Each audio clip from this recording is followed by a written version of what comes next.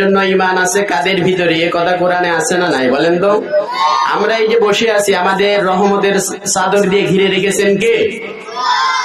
আল্লাহ রাব্বুল আলামিন বললেন, ওয়াইদা কুরিআল কুরআনু ফাসতামিউ লাহু ওয়া আনসিতু লাআল্লাকুম তুরহামুন।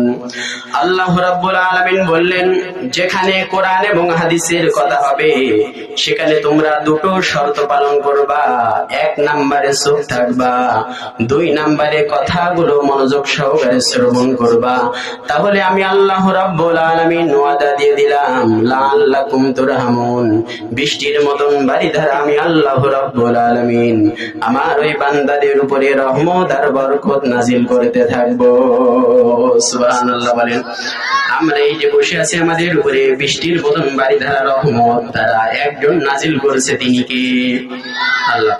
আর যারা আসতে পারি না, আমার মনে হয় ওই যে বাজারের চটপটির দোকানে, চায়ের দোকানে, বুট বাজার দোকানে যারা বসে আছে, আসলে আমার মনে হয় প্যান্ডেলের অর্ধেক লোক হয়েছে, তো ঠিক না বলে?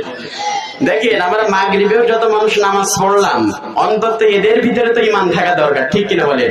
আপনার ভিতরে যে পুরোপুরি ঈমান থাকতো, ওয়াইদা কুরিআল কুরআনু ফাসতামিউ লাহু ওয়া আনসিতু লাআল্লাকুম তুরহামুন, কোরআনের এই আয়াত দ্বারা প্রমাণিত হয়ে যেত আপনি প্রকৃত মুমিন, ঠিক কিনা বলেন? আপনি